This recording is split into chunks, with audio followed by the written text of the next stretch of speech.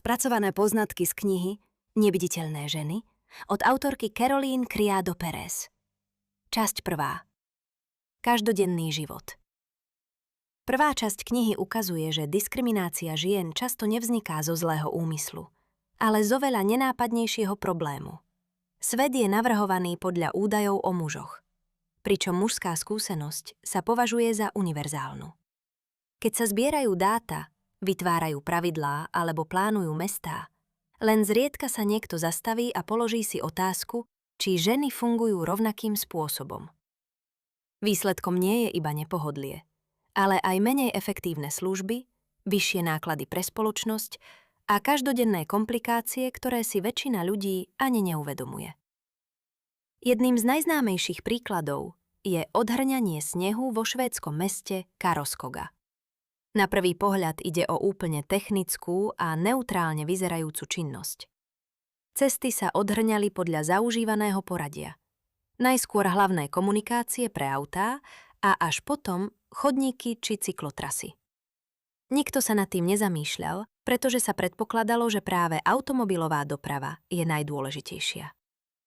Keď sa však mesto pozrelo na údaje rozdelené podľa pohlavia, ukázalo sa, že muži a ženy cestujú úplne odlišne. Muži oveľa častejšie dochádzajú autom priamo medzi domovom a pracoviskom. Ich trasa býva jednoduchá, pravidelná a orientovaná na jednu hlavnú cestu.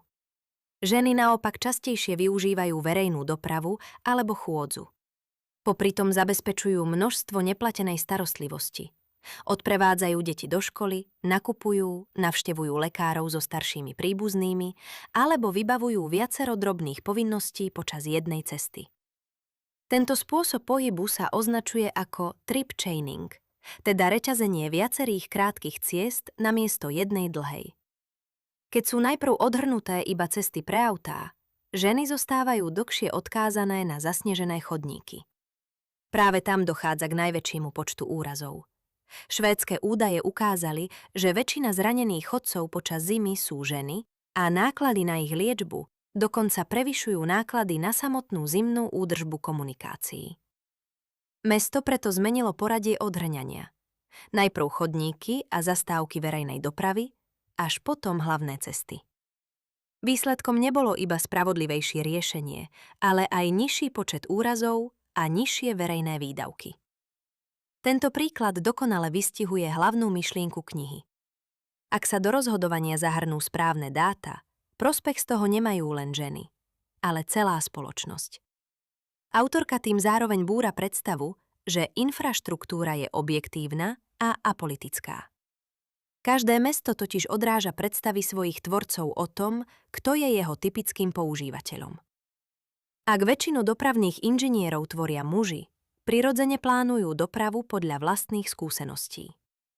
Nepremýšľajú nad tým, ako sa pohybuje matka s kočíkom, žena sprevádzajúca dieťa, či človek odkázaný na verejnú dopravu.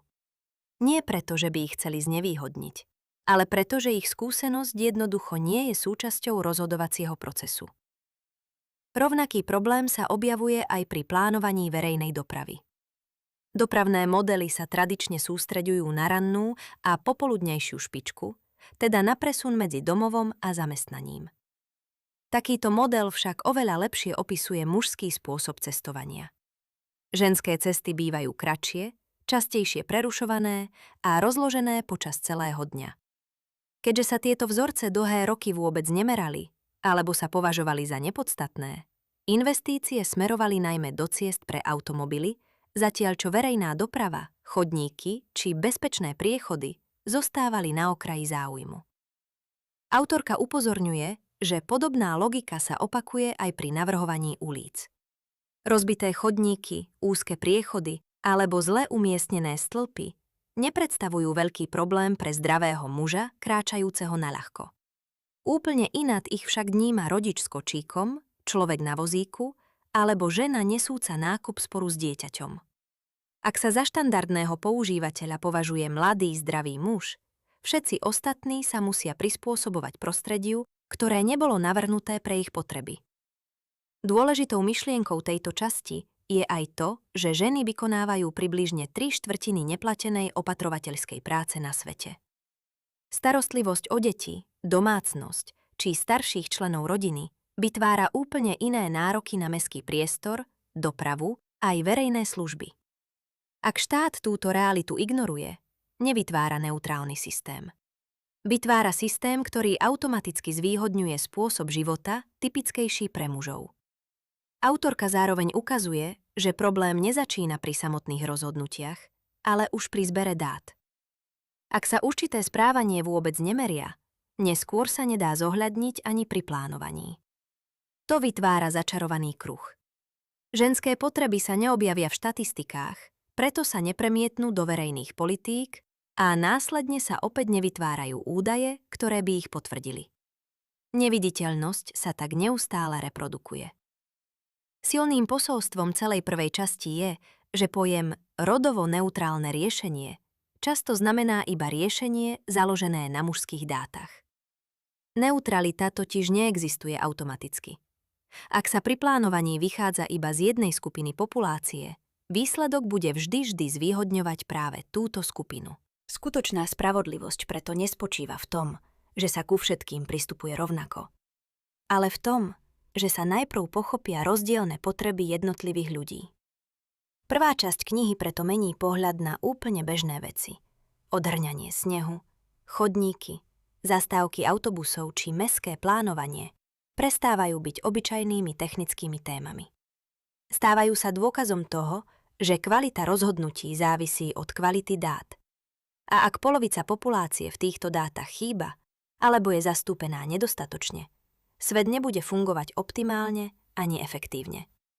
Nejde teda iba o rovnosť medzi mužmi a ženami.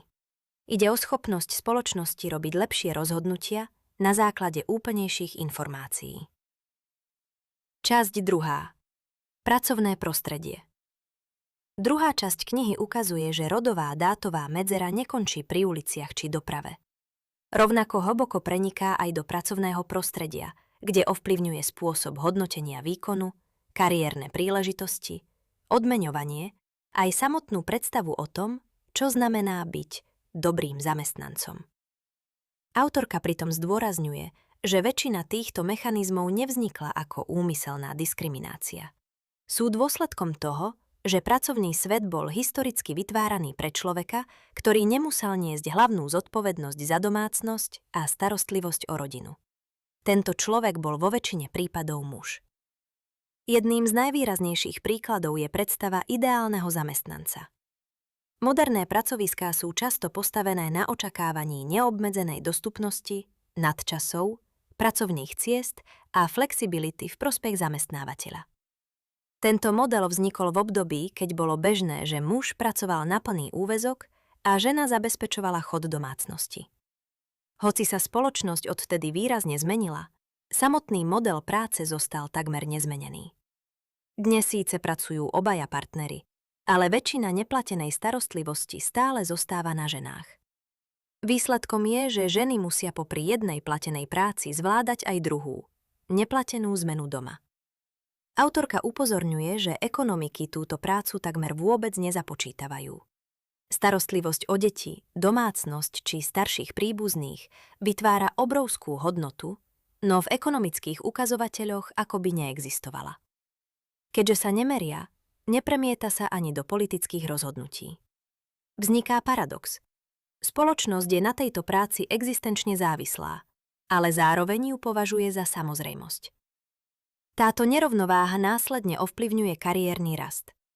Ženy častejšie prerušujú kariéru kvôli rodičovstvu, pracujú na skrátené úväzky alebo odmietajú pracovné pozície, ktoré si vyžadujú neustálu dostupnosť.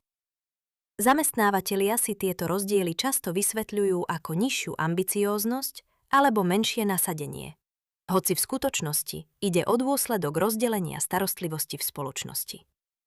Problém teda nespočíva v schopnostiach žien, ale v tom, že pracovný systém predpokladá životný štýl, ktorý je dostupný len malej časti populácie. Veľkú pozornosť autorka venuje aj mýtu meritokracie. Mnohí veria, že úspech závisí výlučne od talentu a výkonu. Kniha však ukazuje, že hodnotenie výkonu je oveľa subjektívnejšie, než si pripúšťame. Rovnaké správanie býva u mužov a žien interpretované odlišne. Muž, ktorý rozhoduje rázne, je považovaný za prirodzeného lídra. Žena s rovnakým štýlom môže byť označená za konfliktnú, nepríjemnú alebo príliš dominantnú. Naopak, ak sa správa empaticky a spolupracuje, býva vnímaná ako menej vhodná na vedúce pozície. Ženy sa tak dostávajú do situácie, v ktorej neexistuje spôsob správania, ktorý by spĺňal všetky očakávania. Autorka opisuje aj jav známy ako Henry Higgins efekt. Ide o situáciu, keď očakávania okolia ovplyvňujú výsledky jednotlivca. Ak sa od mužov automaticky očakáva vyšší výkon alebo väčší potenciál, dostávajú viac príležitostí, náročnejšie úlohy a väčšiu podporu. Tieto príležitosti následne vedú k lepším výsledkom, ktoré spätne potvrdzujú pôvodné očakávania. Podobne sa vytvára opačný cyklus pri ženách. Ak sa od nich neočakáva rovnaký potenciál, dostávajú menej šancí preukázať svoje schopnosti. Vzniká sebaposilňujúci systém, ktorý vyzerá objektívne, hoci stojí na pôvodných predsudkoch. Veľmi zaujímavou časťou knihy je analýza rozdielov v odmeňovaní. Autorka upozorňuje, že rozdiel medzi platmi mužov a žien nemožno vysvetliť iba tým, že ženy pracujú menej hodín alebo si vyberajú iné profesie. Dôležitým faktorom je aj samotné spoločenské hodnotenie jednotlivých povolaní. Práce, ktoré tradične vykonávajú ženy, napríklad opatrovateľstvo, starostlivosť, administratíva alebo vzdelávanie, bývajú systematicky finančne podhodnotené napriek ich obrovskému spoločenskému významu.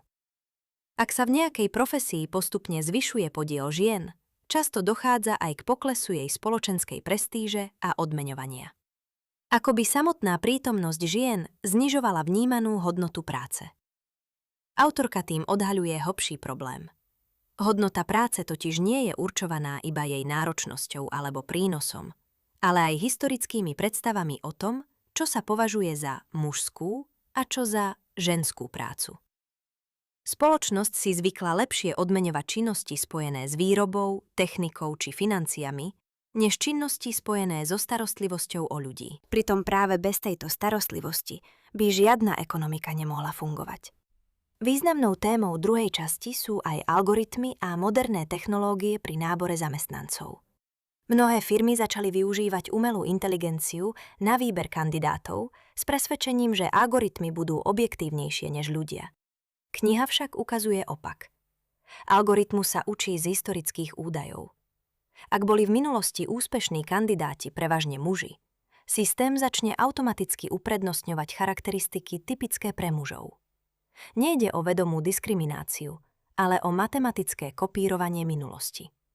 Ak sú vstupné dáta skreslené, technológia iba zrýchli a zautomatizuje existujúcu nerovnosť. Jednou z najdôležitejších myšlienok tejto časti je uvedomenie si, že pracovný trh nefunguje oddelene od zvyšku spoločnosti. Rozdelenie domácich povinností, starostlivosť o deti, dostupnosť škôlok či kultúrne očakávania priamo ovplyvňujú ekonomické výsledky žien. Ak sa tieto faktory ignorujú, vzniká ilúzia, že rozdiely medzi mužmi a ženami sú výsledkom individuálnych rozhodnutí. Autorka však ukazuje, že za mnohými z nich stoja systémové pravidlá, ktoré vznikli v čase, keď bol spoločenský model úplne iný. Záver druhej časti preto nie je kritikou práce samotnej, ale spôsobu, akým je definovaný úspech. Kým bude ideálnym zamestnancom človek bez opatrovateľských povinností, budú ženy vo väčšine systémov automaticky znevýhodnené.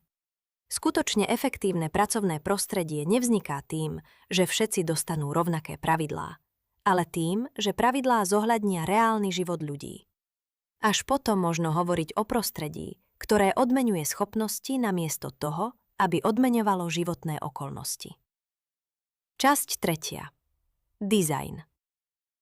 Tretia časť knihy ukazuje, že dizajn nikdy nie je úplne neutrálny. Každý produkt, budova, technológia či verejný priestor vzniká na základe určitých predpokladov o tom, kto ho bude používať.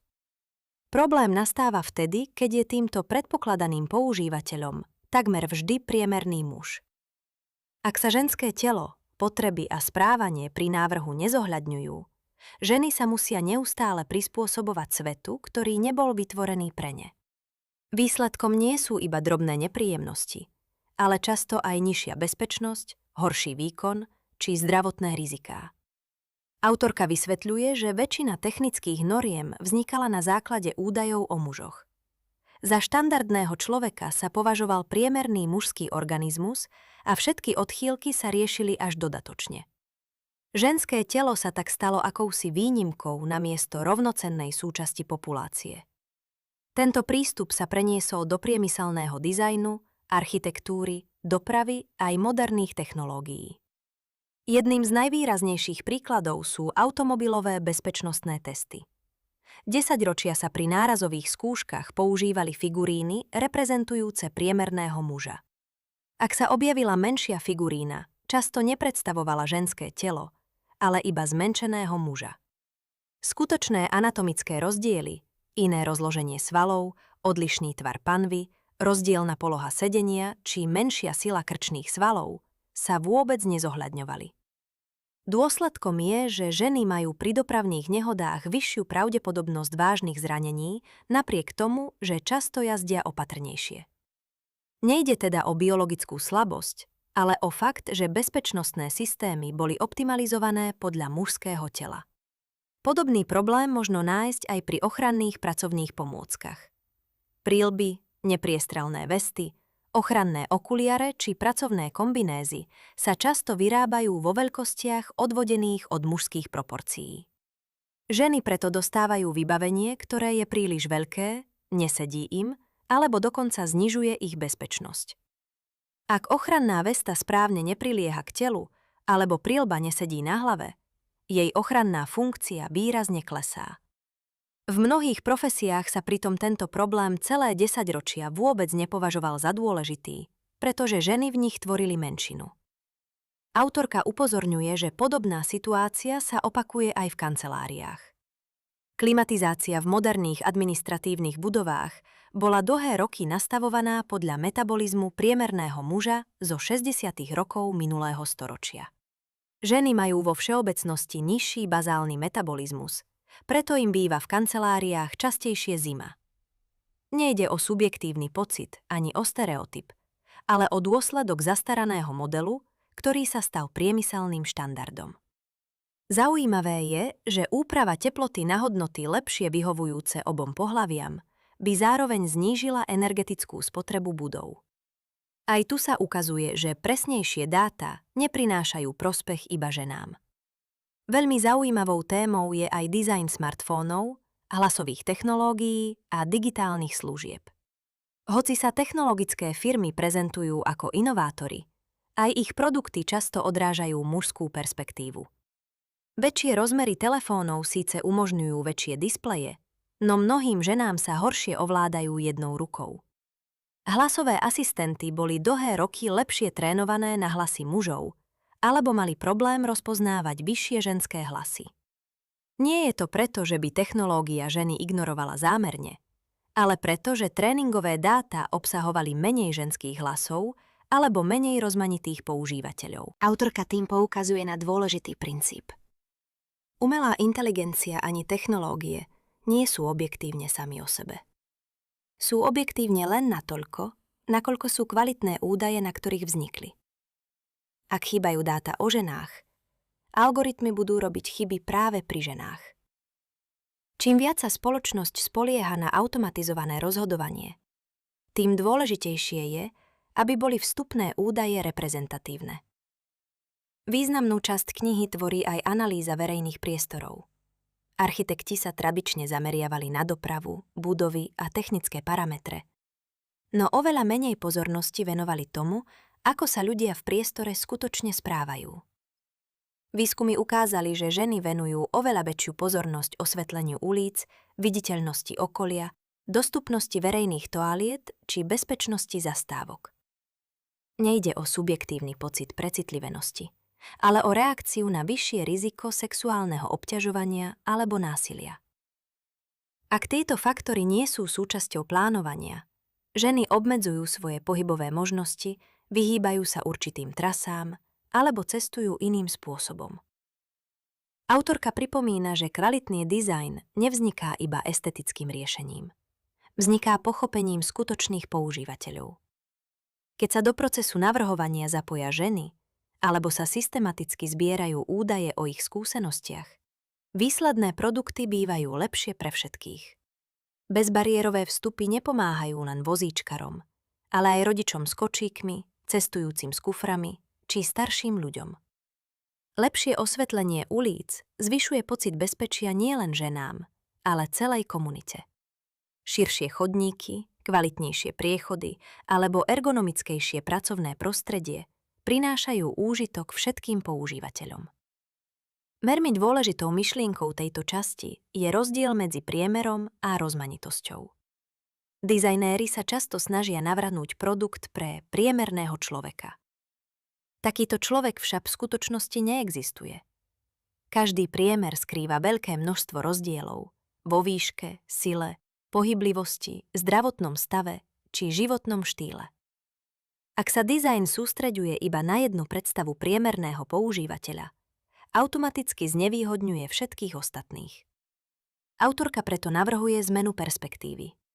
Namiesto otázky, ako navrhneme produkt pre priemerného človeka, by sa mali tvorcovia pýtať, kto všetko bude tento produkt používať a aké rozdielne potreby títo ľudia majú. Táto zmena myslenia predstavuje jeden z hlavných odkazov celej knihy. Tretia časť tak ukazuje, že dizajn nie je iba otázkou estetiky alebo techniky. Je odrazom toho, koho spoločnosť považuje za dôležitého. Ak sa ženy nezohľadňujú pri zbere dát ani pri samotnom navrhovaní, vznikajú produkty, ktoré fungujú výborne pre jednu časť populácie, no horšie pre druhú.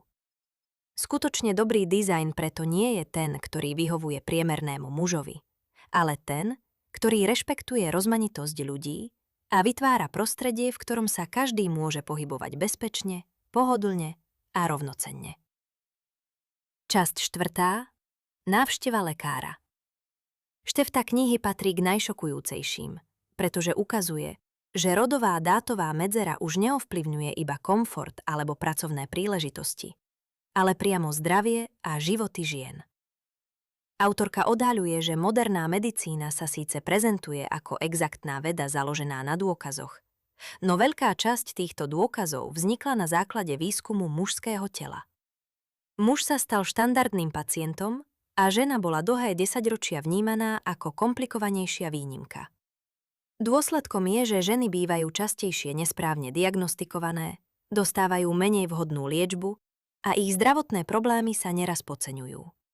Jedným z hlavných dôvodov je spôsob, akým sa robia medicínske výskumy. Historicky boli ženy z klinických štúdií často vylučované. Argumentovalo sa tým, že hormonálne zmeny počas menštruačného cyklu komplikujú výsledky, alebo že existuje riziko poškodenia plodu pri prípadnom tehotenstve. Na prvý pohľad išlo o ochranu žien. V skutočnosti však vznikol paradox. Lieky, diagnostické postupy aj odporúčané dávkovanie sa vyvíjali najmä na mužoch a následne sa automaticky predpokladalo, že budú rovnako fungovať aj u žien. Autorka upozorňuje, že ženské telo však nie je iba menšou verziou mužského tela. Rozdiely existujú v hormonálnom systéme, metabolizme, zložení tela, imunitnej odpovedi aj spracovaní liekov. Niektoré lieky sa v ženskom organizme odbúravajú pomalšie, iné rýchlejšie. Rovnaká dávka preto nemusí mať rovnaký účinok. Napriek tomu boli 10-ročia ženy liečené podľa štandardov vytvorených na mužských pacientoch. Veľmi silným príkladom sú srdcovo-cievne ochorenia.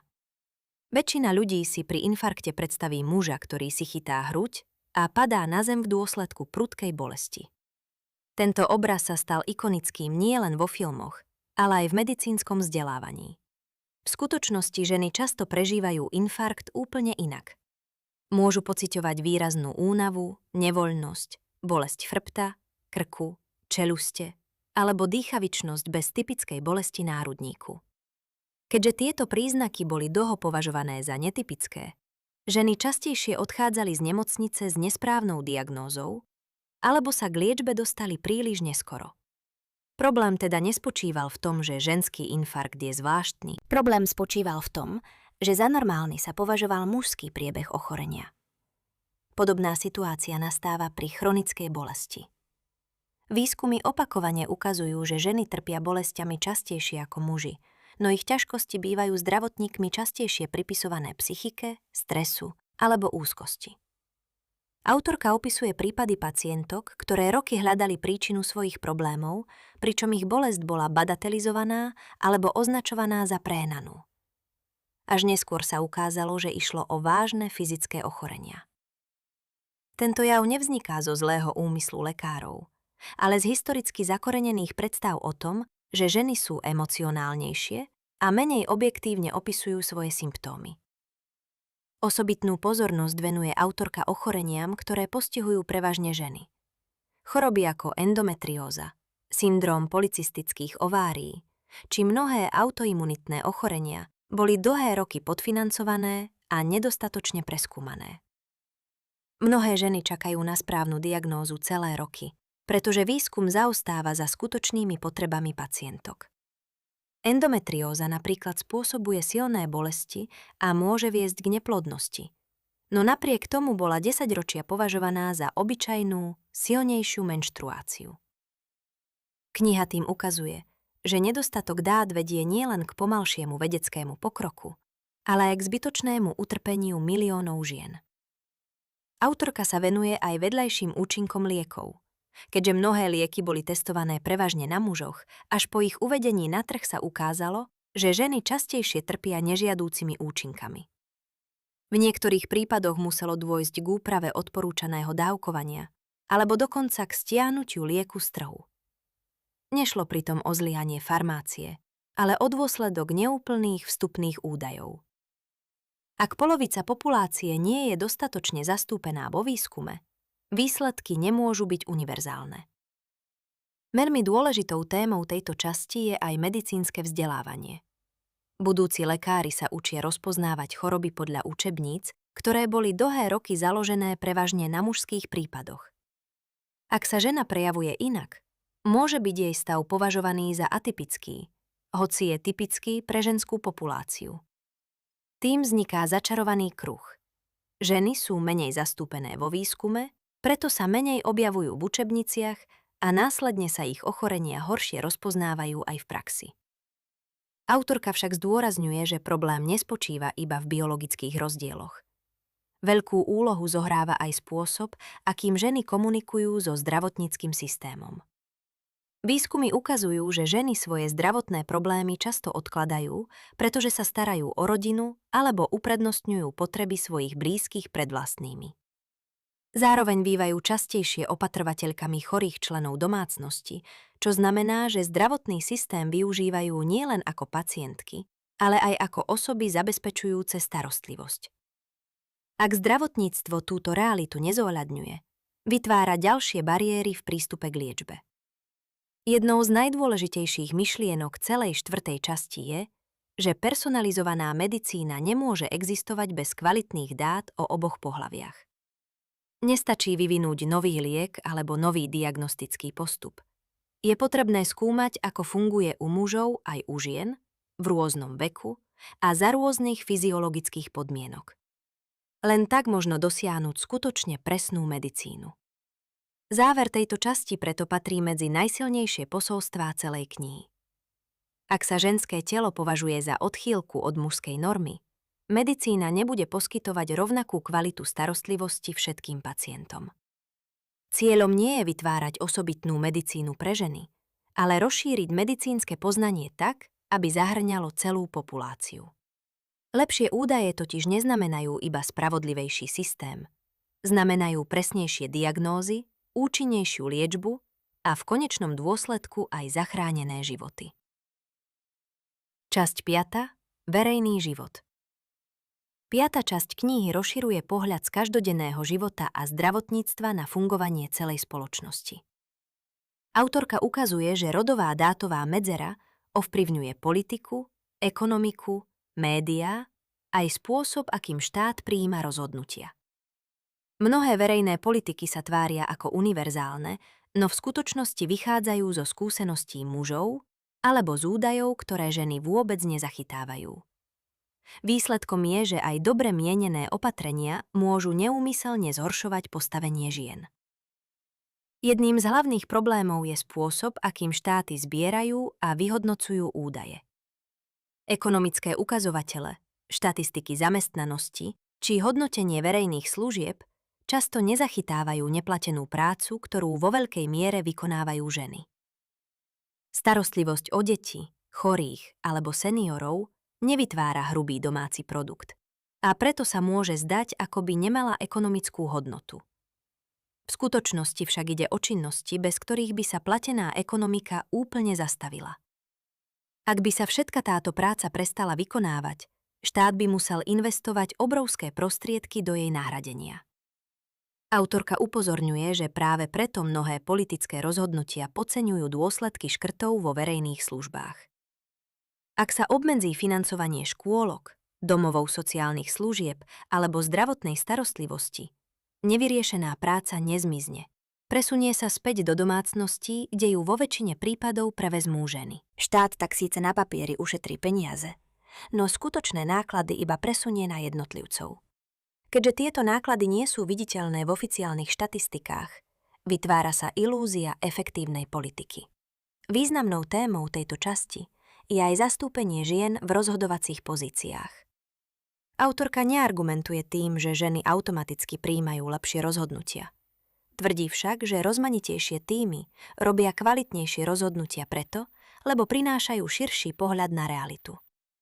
Ak pri stole sedia iba ľudesiac s podobnými skúsenosťami, je oveľa pravdepodobnejšie, že prehliadnú potreby veľkej časti populácie. Rodová vyváženosť preto nie je otázkou symboliky, ale kvality rozhodovania. Veľmi presvedčivým príkladom je plánovanie verejných rozpočtov. Rozpočty sa často označujú za neutrálne dokumenty plné čísiel. V skutočnosti však každé rozhodnutie o tom, kam pôjdu verejné financie, zvýhodňuje určitú skupinu obyvateľov. Ak sa viac investuje do diaľnic než do verejnej dopravy, prospieva to najmä tým, ktorí pravidelne jazdia autom. Ak sa znižuje financovanie služieb starostlivosti, najväčšie dôsledky nesú tí, ktorí túto starostlivosť následne zabezpečujú doma. Bez rodovo rozdelených dát však tieto dôsledky zostávajú neviditeľné. Autorka sa venuje aj politickej reprezentácii. Ženy sú v mnohých krajinách stále menej zastúpené vo vláde, parlamentoch či na vedúcich pozíciách verejnej správy. To neznamená iba nižší počet političiek. Znamená to aj menšiu pravdepodobnosť, že sa do verejnej diskusie dostanú témy, ktoré sa týkajú každodenného života žien. Nie preto, že by muži tieto témy ignorovali úmyselne, ale preto, že ich často jednoducho nezažívajú. Kniha zároveň upozorňuje na spôsob, aký médiá formujú predstavu o tom, kto je odborník alebo autorita. V spravodajstve, odborných diskusiách či verejných debatách vystupujú častejšie muži. Tento jav vytvára dojem, že odbornosť má prevažne mužskú tvár. Následne sa ženy menej oslovujú ako expertky, čo ďalej posilňuje stereotyp, že autoritou je predovšetkým muž. Ide o ďalší príklad sebaposilňujúceho mechanizmu, ktorý nevzniká zámerným vylúčovaním, ale opakovaním zaužívaných vzorcov. Autorka sa dotýka aj otázky bezpečnosti vo verejnom priestore. Ženy pri pohybe mestom robia množstvo rozhodnutí, ktoré si muži často vôbec neuvedomujú.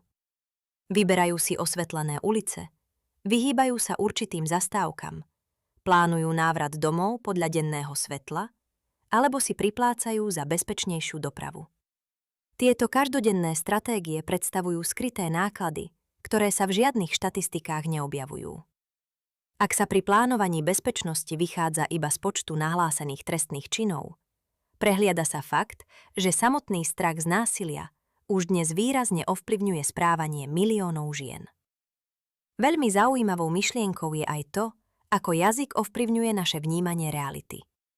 Ak sa pri slovách ako občan, pracovník, volič alebo odborník automaticky predstavuje muž, ženy sa stávajú akousi neviditeľnou výnimkou.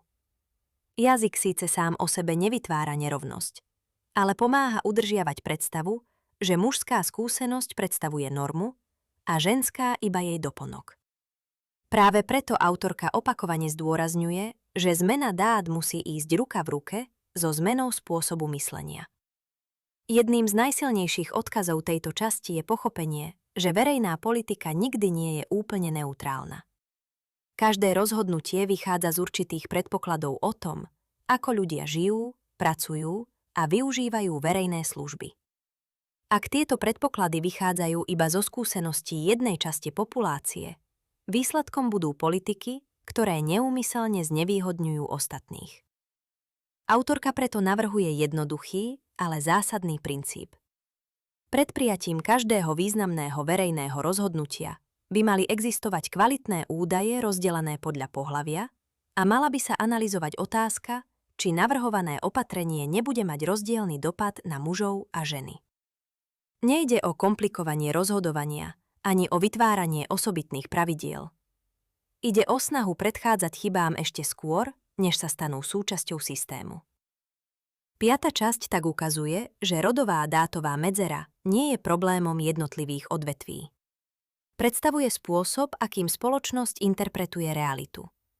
Ak polovica populácie zostáva v dátach menej viditeľná, štát prijíma menej presné rozhodnutia, ekonomika horšie využíva svoj potenciál a verejné služby nedokážu reagovať na skutočné potreby všetkých občanov. Kvalitná verejná politika preto nezačína pri ideológii, ale pri kvalitných dátach, ktoré dokážu zachytiť život celej spoločnosti, nielen jej najviditeľnejšej časti. Časť 6. Keď sa veci pokazia. Posledná časť knihy ukazuje, že rodová dátová medzera má najvážnejšie dôsledky v krízových situáciách. V bežnom živote môže znamenať menej pohodlnú dopravu, nevhodne navrhnuté pracovisko alebo horšie fungujúce produkty. Keď však príde prírodná katastrofa, vojna, humanitárna kríza alebo ekonomický kolaps, rovnaké systematické prehliadanie ženských potrieb môže rozhodovať o zdraví, bezpečnosti a často aj o živote.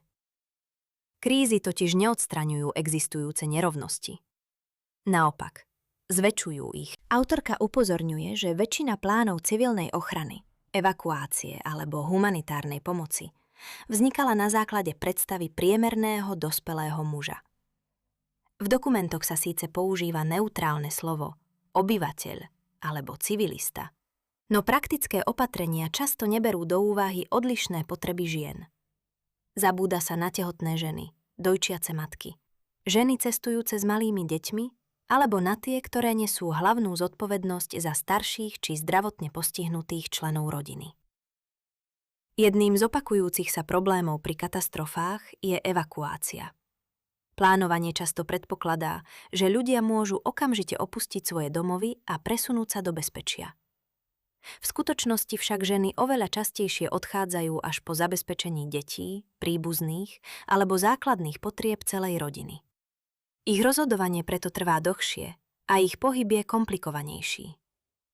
Ak evakuačné plány tieto skutočnosti nezohľadňujú, ženy sa dostávajú do vyššieho rizika. Autorka opisuje aj skúsenosti z humanitárnych táborov. Pomoc býva organizovaná s dôrazom na zabezpečenie jedla, vody a prístrešia, čo je nepochybne nevyhnutné. Ak sa však pri plánovaní neberie do úvahy ženská perspektíva, vznikajú ďalšie problémy. Nedostatok oddelených toaliet, slabé osvetlenie, nevhodné umiestnenie hygienických zariadení alebo absencia menštruačných potrieb zvyšujú zdravotné riziká aj pravdepodobnosť sexuálneho násilia. Ide pritom o problémy, ktorým sa dá vo veľkej miere predísť už vo fáze plánovania. Významnou témou je aj ekonomická obnova po katastrofách. Finančná pomoc a podporné programy bývajú často smerované do formálneho zamestnania alebo do odvetví, v ktorých dominujú muži, ako je stavebníctvo, priemysel či doprava.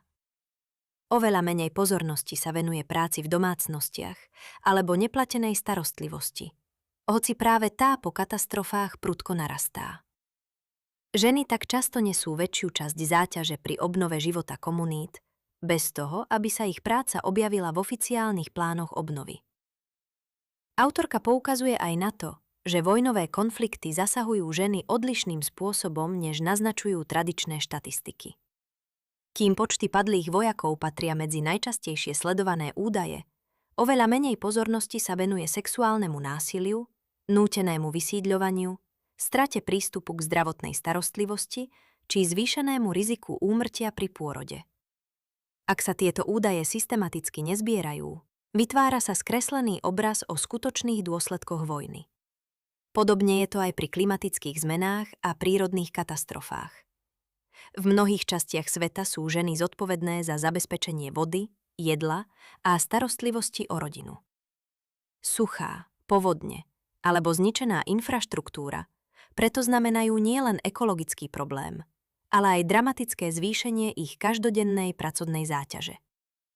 Ak sa pri klimatických politikách tieto rozdiely nezohľadnia, prijaté opatrenia môžu byť menej účinné, pretože nereflektujú realitu života veľkej časti populácie. Jednou z najoptimistickejších myšlienok záverečnej časti je, že riešenia existujú a často nie sú technicky ani finančne náročné. Kľúčom je systematické zbieranie dát rozdelených podľa pohlavia a zapájanie žien do rozhodovacích procesov. Keď sa ženy stanú súčasťou plánovania miest, zdravotníctva, dopravy či krízového manažmentu, objavia sa otázky, ktoré dovtedy nikto nepoložil. Práve tieto zdanlivo drobné otázky často vedú k výrazne lepším riešeniam. Autorka zároveň zdôrazňuje, že cieľom knihy nie je tvrdiť, že ženy sú väčšími obeťami vo všetkých situáciách, alebo že muži problémy nemajú. Jej hlavné posolstvo je jednoduchšie a zároveň oveľa dôležitejšie. Dobré rozhodnutia možno robiť iba na základe kvalitných a úplných údajov. Ak systematicky chýbajú dáta o polovici populácie, spoločnosť prijíma rozhodnutia na základe neúplného obrazu reality. Takéto rozhodnutia potom neškodia iba ženám. Sú menej efektívne, menej presné a často aj ekonomicky nákladnejšie. Záver knihy preto predstavuje výzvu na zmenu perspektívy. Po celé stáročia bol muž považovaný za predvolaný model človeka a ženská skúsenosť za odchýlku od normy. Autorka presvedčivo ukazuje, že práve tento spôsob uvažovania vytvoril rodovú dátovú medzeru, ktorá preniká do takmer každej oblasti života. Od plánovania ulíc cez pracovné prostredie a medicínu, až po politiku či riešenie kríz. Najdôležitejšou lekciou celej knihy je uvedomenie si, že dáta nikdy nie sú úplne neutrálne. Rozhodujúce nie je len to, čo meriame, ale aj to, čo sa rozhodneme nemerať. Každá chýbajúca informácia vytvára slepé miesto, ktoré sa neskôr premieta do produktov, zákonov, služieb aj verejných politík. Ak chceme budovať spravodlivejšiu a zároveň efektívnejšiu spoločnosť, nestačí opravovať jednotlivé chyby. Je potrebné zmeniť samotný spôsob, akým zbierame údaje, navrhujeme riešenia a premýšľame o tom, koho považujeme za bežného človeka. Práve v tom spočíva hlavný odkaz knihy Neviditeľné ženy. Nejde o tvrdenie, že svet je zámerne vytvorený proti ženám. Ide o upozornenie, že svet bol príliš dlho vytváraný bez nich. A keď sa polovica ľudskej skúsenosti nezohľadňuje pri tvorbe poznatkov, výsledkom nie je len nespravodlivosť. Výsledkom je menej kvalitná veda, horšie produkty, slabšie verejné politiky a rozhodnutia, ktoré nedokážu naplno slúžiť celej spoločnosti. Kniha preto nie je len kritikou súčasného stavu, ale aj návodom, ako robiť lepšie rozhodnutia. Začať vidieť to, čo bolo doteraz prehliadané.